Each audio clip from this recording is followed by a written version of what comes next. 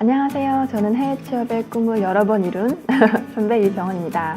잡코리아 통계에 보면 성인의 83%가 기회가 되면 해외 취업을 하고 싶다라고 말씀을 하셨다고 하는데 막상 어떻게 시작해야 될지 모르시는 분들이 정말 많아요. 그래서 오늘은 해외 취업 정보를 먼저 어떻게 찾는지에 대해서 말씀을 드리려고 해요. 가장 첫 번째는 지금 현재 가지고 있는 경력이나 전공과 가장 비슷한 분야에 있는 직업 분야를 먼저 찾으시라고 권해드리고 싶어요. 학교를 막 졸업하신 학생분들은 관련 분야의 인턴십을 찾아보시면 되고요.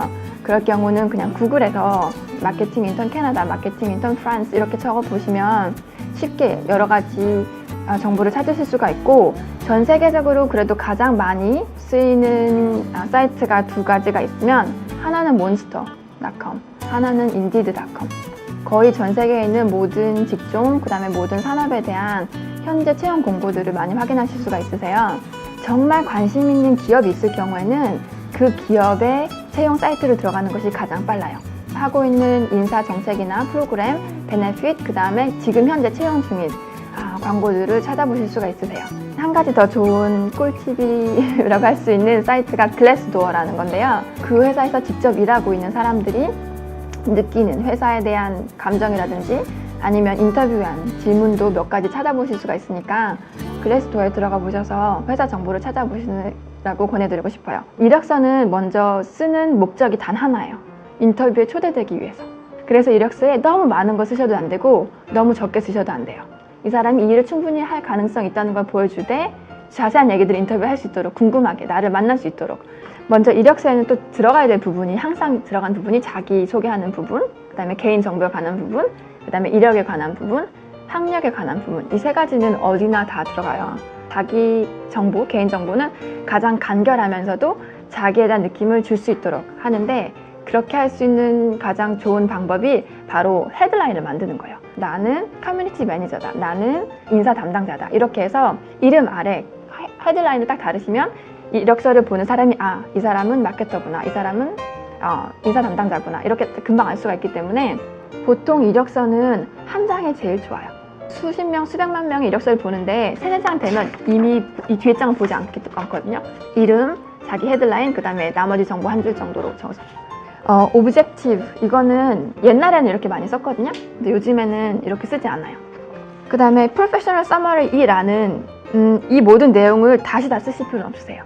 이 인사 담당자가 이 자리에 있는 사람 뽑기 위해서 알아야 될 정보 3가지, 블렛 포인트로 3가지 정도 적어주시면 좋고요. 프로페셔널 익스피리언스를 적을 때는, 이력을 적을 때는 항상 3가지가 들어가요. 내가 맡은 직책이 뭐였는지, 어느 부서에서 일했는지, 어느 회사에서 일했는지. 이 3가지 중에 제일 내세우고 싶은 걸 먼저 적으시면 돼요. 내 이력의 스토리는 나는 마케팅을 했어요. 마케팅 분야에서 일했다는 그런 부서가 제일 먼저 나와야 돼요. 그 다음에 내 직책이 인턴에서, 사원에서, 이렇게 차장에서 팀원으로 이렇게 팀장으로 바뀌었다, 이런 거를 보여주면 되고요. 그리고 꼭 들어가야 되는 게 얼마나 일했는지 중요해요. 이 사람이 경력이 한 회사에서 3개월 있었는지 10년을 있었는지, 또 그냥 수출입 매니지먼트 이렇게만 쓰시면 안 되고 동사를 사용해서 managed, import and export, 이렇게 동사가 제일 먼저 나와서 내가 한 일을 가장 잘 보여줄 수 있는 그런 동사를 사용하시고, 여기도 지금 한 게 너무 많아요. 그러니까 이 중에서 정말 내가 이 직책에 맞는, 앞세우고 싶은 것만 한 5개 정도, 한 회사에서 한 업무 한 5개 정도로만 써주셔도 충분해요. 그런데 한두 개 정도 수치화를 시킬 수 있으면 좋아요. 정말 봤을 때 중요하다고 생각하는 정보 한두 개 정도. 우리 커뮤니티에 회원수가 2배로 늘었다, 3배로 늘었다, 새로운 10명의 고객을 몰았다, 이런 거. 네, 그런 건 한두 개 정도만 수치화 시켜주시면 되세요. 그 다음에 한국 분들은 학점을 적는 걸 좋아하세요. 물론 내가 정말 좋은 학점을 받았으면 써도 되는데, 나는 사실 이미 프로페셔널 경력이 5년 있어요. 그럼 내가 학부에서 어떤 학생이었고 얼마나 점수를 받았는지 사실 중요하지 않아요. 그냥 나는 학위를 받은 것으로 충분해요. 그리고 외국어 실력, 사실 토익에서 875점 맞았어, 이거는 외국 인사 담당자한테 무슨 말인지 이해가 가지 않아요. 차라리 호주에서 2년 동안 교환학생을 했어요, 워킹 홀리데이를 했어요, 이런 식으로 풀어주시는 게 오히려 이 사람의 언어 능력을 더 잘 알 수 있게 하는 방법 중에 하나고요. 여기 보시면 상장 타신 거를 스킬 부분에 같이 쓰셨어요. 이런 거는 어워즈라고 해서 따로 쓰셔도 좋으시고요. 여기에 보시면 액티비티가 제가 마음에 들었는데, 비즈니스 스트래티지 어소시에이션의 멤버예요. 그럼 이 사람은 자기가 하고 있는 분야에 대해서 다 같은 분야의 사람들과 네트워킹하고 만날 수 있고 좀 더 뭔가 더 배우고 싶고 이런 걸 잘 보여주기 때문에 적어주시면 참 좋아요. 영문 이력서와 함께 바늘과 실이 같이 가는 것처럼 따라가는 게 있죠. 커버레터. 사실 이력서가 나쁘면 커버레터 보지도 않아요. 커버레터도 한 장 정도가 딱 좋고요.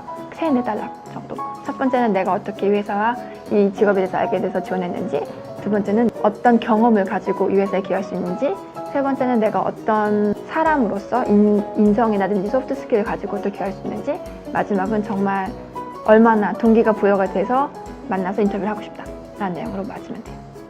그리고 커버레터에서 가장 특히 한국인으로서 중요한 거는 커버레터 내용보다 사실 영어 장문에 대해서 관심 있게 보는 경우가 많아요. 그렇기 때문에 정말 철자 틀리지 않게 조심하셔야 되고요. 그리고 쓰실 때 부드럽게 정말 쓰시면 되세요.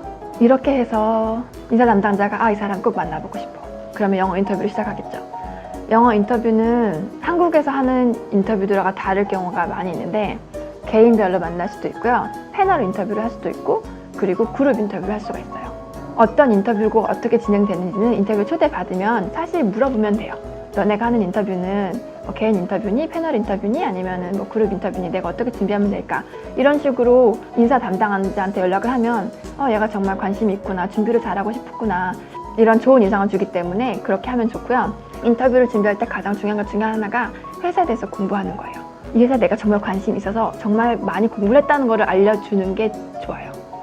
그 방법은 회사 웹사이트, 회사 뉴스레터, 신문이나 잡지나 유튜브에 이런 데 올라온 최근 기사들 이런 어떤 동향 같은 거를 이렇게 보시면 인터뷰할 때 훨씬 더 자연스럽게 거의 모든 인터뷰에서 질문하는 것들이 짧게는 10개에서 20개, 길게는 한 50개 정도 있어요. 예를 들어 Tell me about yourself 그 다음에 아니면 너의 장점과 단점 그거를 정말 잘 하셔야 돼요. 그러니까 요즘에 가장 많이 사용하는 트렌드가 바로 competency based 인터뷰하고 behavioral 인터뷰라고 있는데 하이포테시스라고 가정적인 상황에서 너가 만약에 프로젝트를 준비하고 있는데 버짓이 모자라 그럼 어떻게 할래?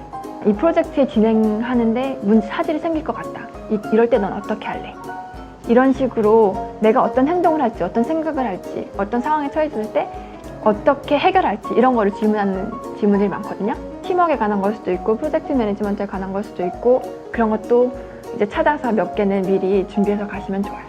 그리고 해외 취업을 하시는 분들이 가장 처음으로 하실 것 중에 하나가 링크드인 프로파일을 작성하시는 거예요. 왜냐면 전 세계 모든 기업들 그리고 헤드헌터들, 리크루터들이 가장 중요하게 생각하는 자료가 바로 링크드인 프로파일이거든요. 그렇기 때문에 링크드인 프로파일을 작성하시고 거기에 네트워크를 늘리셔야 돼요. 100명에서 200명 정도의 인맥이 쌓이셔야 이분이 어느 정도 프로페셔널한 분이구나 그렇게 생각이 돼요.